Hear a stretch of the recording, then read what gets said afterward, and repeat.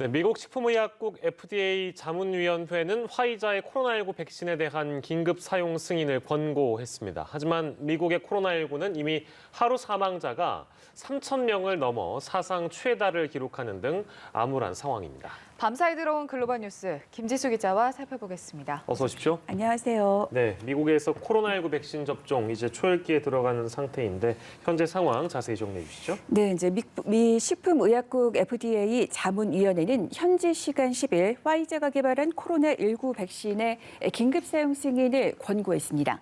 자문위는 화이자와 독일의 바이오엔테크가 신청한 백신의 긴급 사용 승인 안건을 심의했습니다. 표결 결과 찬성 17명, 반대 4명, 기권 1명으로 나와 사용 승인을 권고한 겁니다.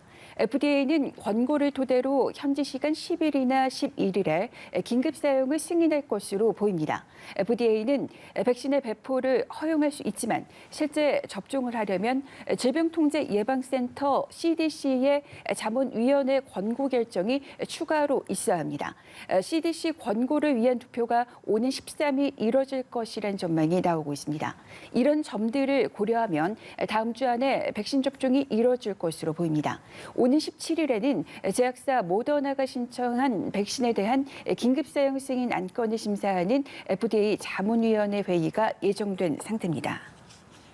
그리고 앞서 중동의 사우디아라비아도 코로나19 화이자 사용 백신을 사용 승인을 신청했습니다. 그리고 사용 승인을 인정을 했는데요. 이로써 사우디는 화이자 백신을 수입해 국내에서 사용할 수 있게 됐습니다.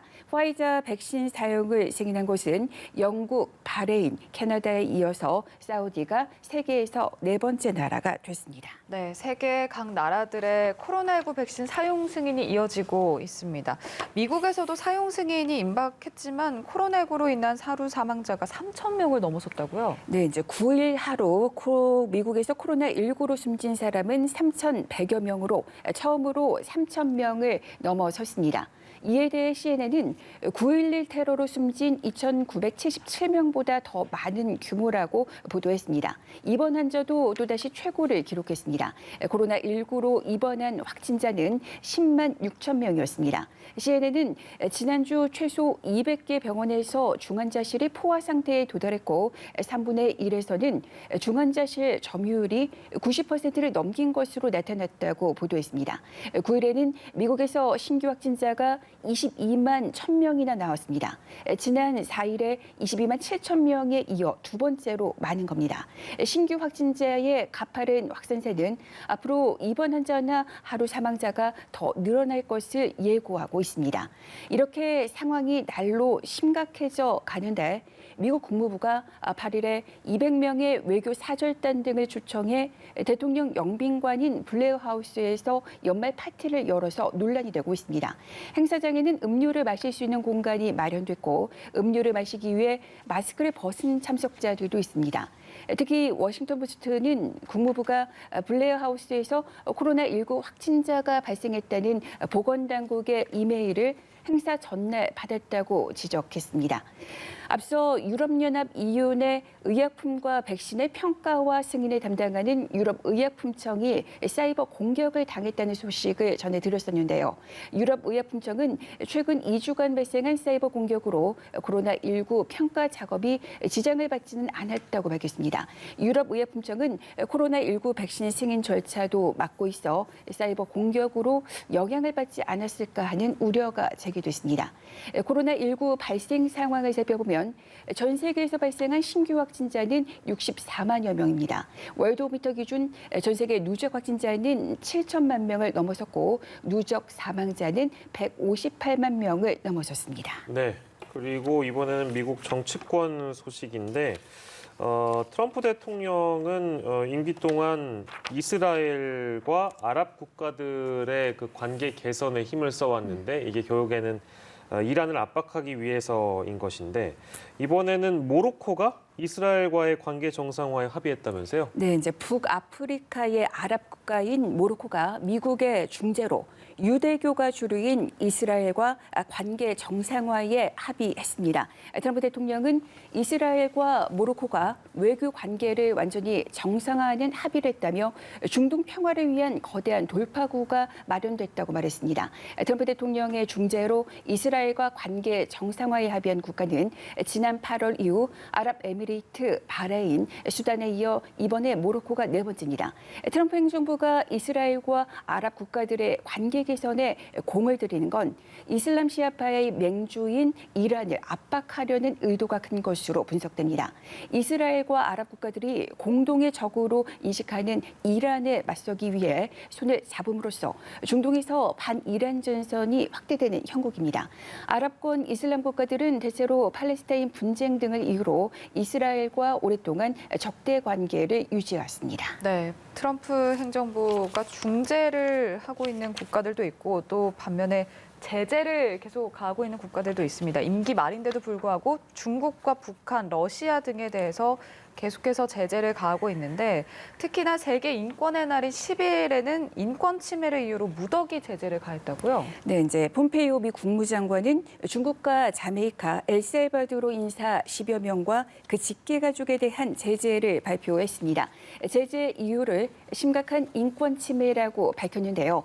특히 제재 대상에 오른 중국 인사들은 파룬군 수련생들에 대한 엄청난 인권 침해에 연루돼서 제재를 받았다고 설명했습니다.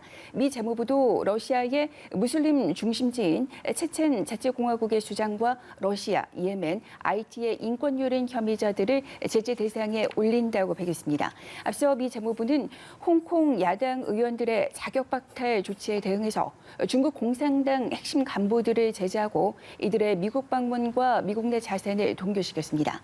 재무부는 또 북한의 석탄 밀수출에 관여한 중국과 북한의 무역회사와 선박에 대한 제재를 가하기도 했습니다. 네, 마지막으로 미국 대선 관련 소식인데 여전히 트럼프 대통령은 패배를 인정하지 않고 있는 상황이고 마지막으로 매달리고 있는 곳은 역시 연방 대법원뿐입니까? 네, 이제 트럼프 대통령이 사실상 대선 불복 소송에 이번에는 또 직접 동참하겠다고 밝혀왔었는데요. 트럼프 대통령은 바이든 당선인의 승리가 불법이라면서 연방 대법원이 부정선거를 바로잡을 수 있다고 주장했습니다. 선거 결과 뒤집기 시도에 대한 직접 개입을 공식화한 트럼프 대통령이 보수 우위 지형의 연방 대법원의 대선 결과를 바꾸라는 판단을 내리라고 사실상 촉구한 겁니다.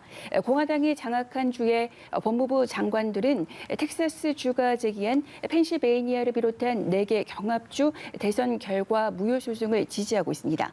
텍사스주 소송에는 공화당이 장악한 17개 주가 동참했고 트럼프 대통령은 이 소송에 원고로 참여해달라고 연방 대법원에 요청했습니다.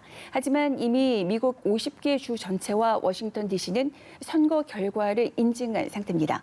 앞서 연방 대법원도 공화당 의원들이 제기한 펜실베이니아 우편투표 무효 신청을 기각하는 약식 명령을 내렸습니다. 반면 바이든 대통령 당선인은 새 내각 인선에 속도를 내고 있습니다. 새 내각 인선에 인종별, 성별로 인재를 두루 등용해서 미국 같은 내각을 선보이겠다는 바이든 당선인의 구상이 현실화하고 있습니다. 10일 발표된 인선에서는 수전 라이스 전 백악관 국가안보보좌관을 백악관 국내정책위원회 국장으로 임명한다는 게 눈에 들어옵니다. 라이스 백악관 국내정책위원회 국장 지명자는 빌 클린턴 행정부 때 국무부 차관보에 이어 오바마 행정부 때는 유엔 주재 미국 대사, 백악관 국가안보보좌관을 지냈습니다. 이날 발표된 인선 대상 5명 중 라이스 국장 지명자와 무역대표부 대표, 또 주택당관 등 3명의 경우 여성이자 동시에 유색 인종이었습니다. 네, 지금까지 글로벌 브리핑의 김지수 기자와 함께했습니다. 고맙습니다.